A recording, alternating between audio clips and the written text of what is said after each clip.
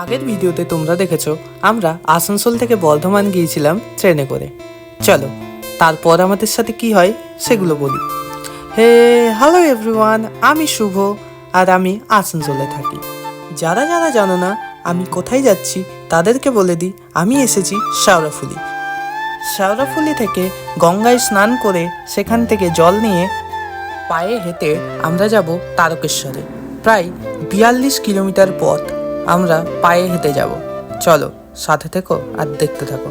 দেখো, এটা হচ্ছে শেওড়াফুলির সেই বাজার যেখানে অন্যদিন তো সবজি বাজার থাকে, কিন্তু রবিবারের সকাল থেকেই এখানে শুরু হয় জল ঢালার যাবতীয় জিনিসের দোকানের ভিড়। শ্রাবণ মাস পুরোটাই প্রায় এখানে ভিড় থাকে বললেই চলে, কিন্তু রবিবার এবং সোমবার এই 2 দিন এখানে ভিড় প্রচুর থাকে।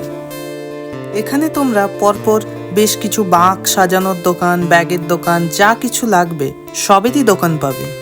আমরা এখানে একটা দাদু ও নাতির দোকান দেখতে পাই, সেখান থেকে আমরা ব্যাগ এবং ফোন রাখার যে কভারগুলো হয় ওইগুলো কিনেছিলাম। দেখো, এ বলছিল ও নাকি আজকে ইঞ্জেকশন নিয়েছে, তাই ও শক্তিশালী হয়ে গেছে খুব। তারপর আমাদের মনে পড়ে আমরা তো 4 ঘন্টা পথ অতিক্রম করে এসেছি, খিদে তো লাগবেই। তাই খাবার জন্য এখানে একটা লুচি আর ঘুগনির দোকান থেকে 20 টাকা দিয়ে 4 পিস লুচি আর ঘুগনি খেয়ে নিলাম। তারপর আমরা ঘট কিনে আবার সেই নিমাই তীর্থ ঘাটের দিকে যেতে শুরু করলাম।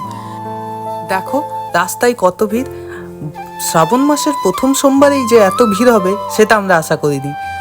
রাস্তায় যেতে যেতে এটাই আমরা দেখছিলাম যে কত মানুষ বড় বড় বাঁক নিয়ে যারা আসে, ধরো তারা কি করে এতটা হেঁটে যায়। দেখো আমাদের চারিদিকে শুধু বড় বড় বাঁক। এখানে আমরা দাঁড়িয়ে আছি কারণ 1 নম্বর গেট বন্ধ করে দেওয়া হয়েছে, কারণ আগে অনেক ভিড় জমে গেছে।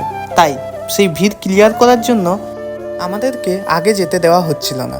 তারপর গেট খোলার পর দেখো আমরা সবাই আবার যেতে শুরু করি। এরপর আমরা নিমাই তীর্থ ঘাটের দিকে যাব।